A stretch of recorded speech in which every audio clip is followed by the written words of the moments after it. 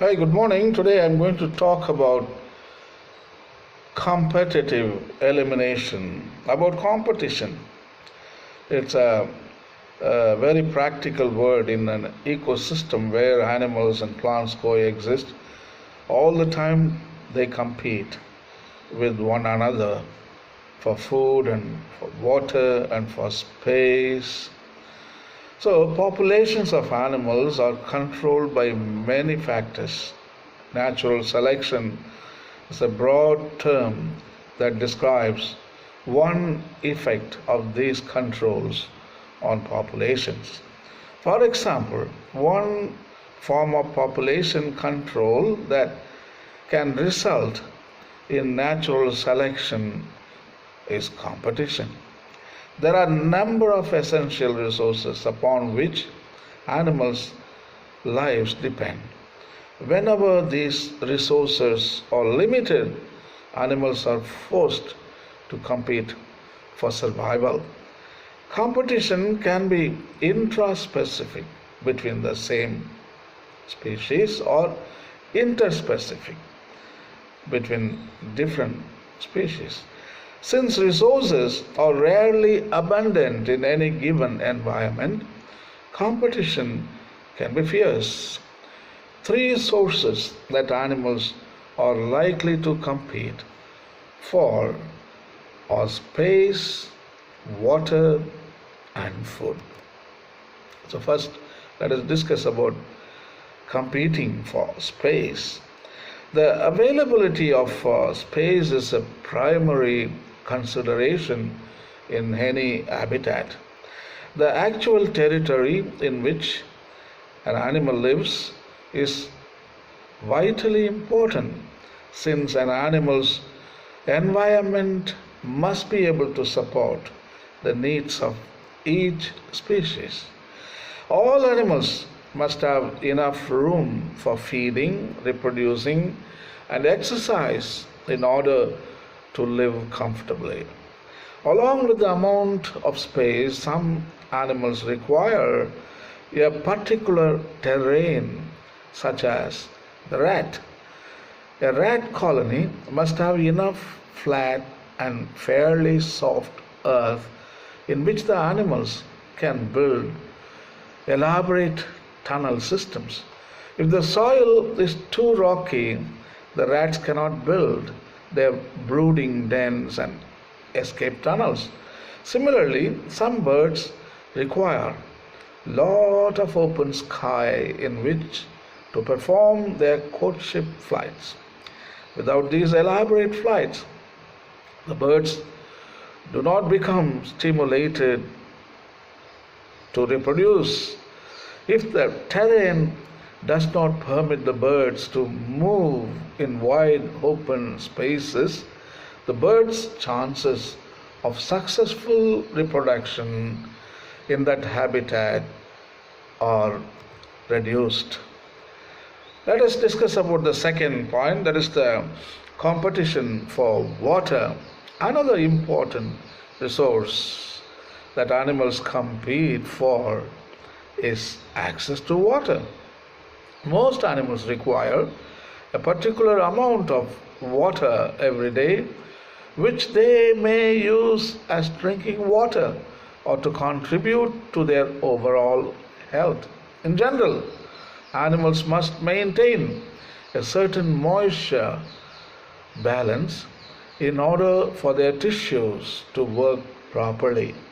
When animals do not have enough to drink, their bodily tissues become dehydrated and cannot function properly. Organs such as kidneys stop working, resulting in death. Using large bodies of water for bathing purposes is another common use of water as a resource.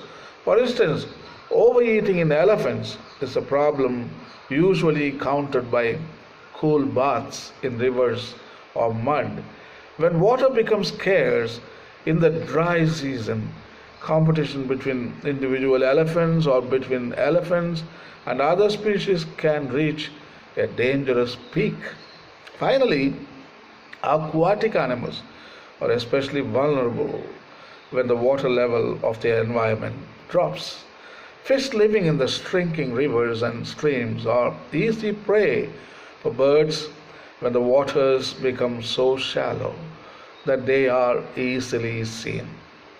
The fish will compete for choice hiding spots from hungry predators, with the unlucky losers being eaten, therefore removing their genetic material from the gene pool.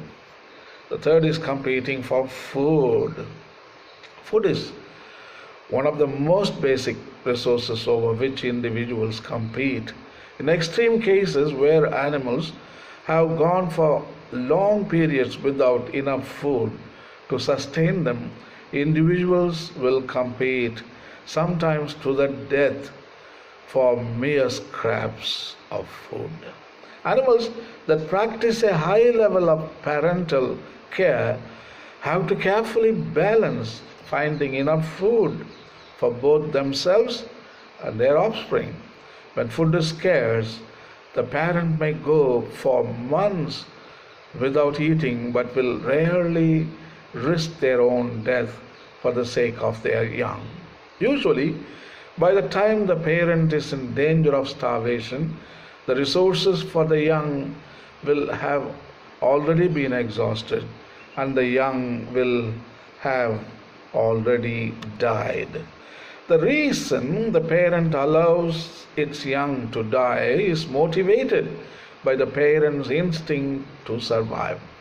Once the offspring dies, the parent is free to read off food finding methods that might lead it farther from the nest or den where its young were kept. The parent is driven to preserve its genetic information by remaining healthy enough so that it can reproduce again, hopefully, when there is more food available. Sometimes species will compete for more than one resource at a time. Competitions for territory and food are easily seen in interactions between ants. On one hand, the social structure of the ant colony is an amazing example of how the members of the species cooperate and specialize for the benefit of all, for the benefit of common good. The queen lays the eggs and produces the offspring. Workers attend to the maintenance and growth of the ant colony. Soldier ants defend the colony against invaders.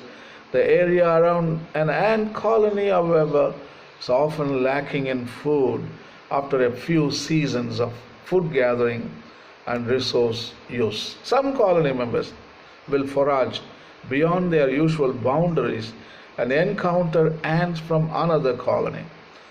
This will immediately set off a warning throughout the both colonies.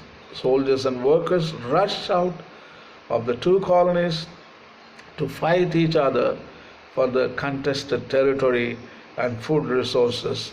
The success of one or both of the colonies may be at risk. The death toll for each colony can be high. Even colonies of the same species will war against one another. If one species enters the colony area of another, the two colonies may suffer serious battle losses. And also there are strategies animals have adopted in an ecosystem to avoid competition. They are smart, but humans, we still compete. Although competition between animals can be seen in a variety of situations, many species have developed elaborate strategies to avoid competition. It is not the habit of any species to try and obliterate another. Confrontations occur as a last resort. Without this avoidance of direct competition, there would be very few stable communities. More often, the sharing of resources is achieved between species in a habitat. Scientists often refer to the sharing of resources as niche partitioning. In niche partitioning, animals tend to use different parts of a resource without coming into direct competition with one another. For instance, grazing animals in parts of Africa come in all sizes. The smaller Thompson's gazelle eat grass that grows close to the ground. Zebras and wildebeest consume the tall grasses and shrub food. The giraffe has a long neck enabling it to browse far above the ground. While all of these animals use plants as a food resource, none come into direct competition with one another. As a result, they coexist peacefully and reduce confrontation. Learn from animals, human beings. Many species of birds and monkeys in rainforest also partition resources. Some are specialized for feeding on fruit from lower branches of the trees nearer the forest floor, while others are able to exploit food items found in the top or canopy region of the forest. It is only when resources are limited that one observes any actual competition. Even then, animals will often find a unique solution to the problem.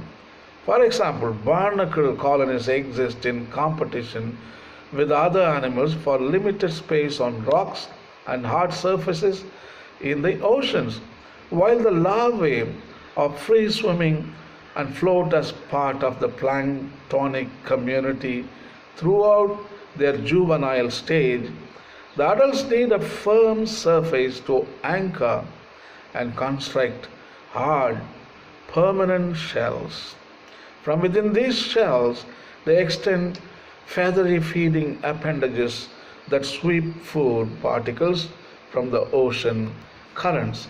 Barnacles exploit unique measures in order to avoid the fierce competition from ocean-dwelling filter feeders such as corals, anemones, and limpets for ocean floor space. Instead of competing, many form colonies on the tough skins of whales.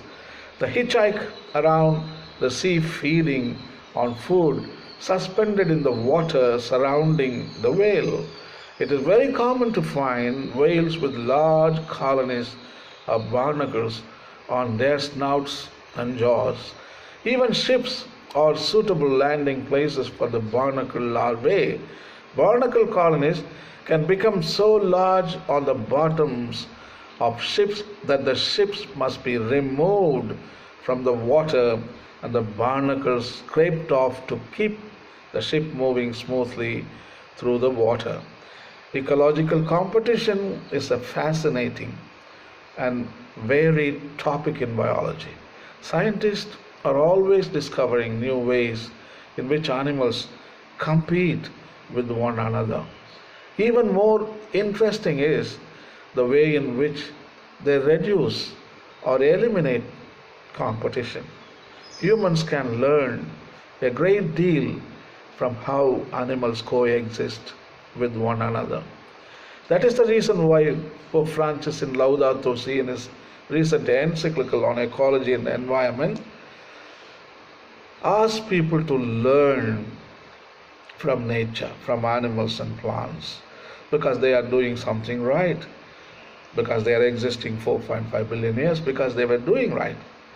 Our species, only 2 million years we are facing our extinction. That means we are doing something wrong. So we have to learn from our older brothers and sisters, that is from animals and plants.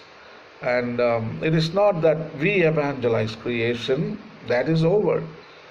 Get evangelized by creation. Learn from them. All wisdom comes from nature. Goodbye.